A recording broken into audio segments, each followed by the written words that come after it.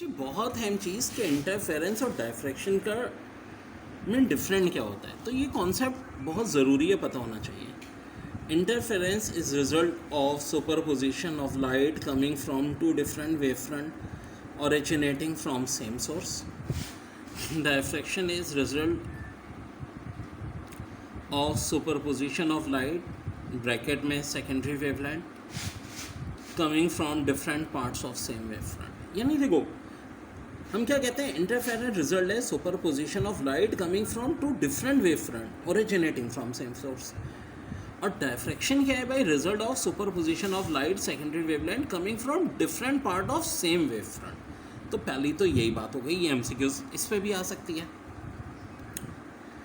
It's moral interference arises due to superposition of secondary wavelength originating from two narrow section of wavefront, or diffraction arises due to superposition of secondary wave originating from various point on unobstructed portion of wavefront। चलो, बहुत अहम बात। फिर क्या है, interference में fringes may और may not be of same width, जबकि डायफ्रैक्शन में fringing are not of same width. Interference में points of minimum intensity are perfectly dark, diffraction में points of minimum intensity are not perfectly dark. Interference में all bright and dark bands are of same width, diffraction में all bright and dark bands are not of same with.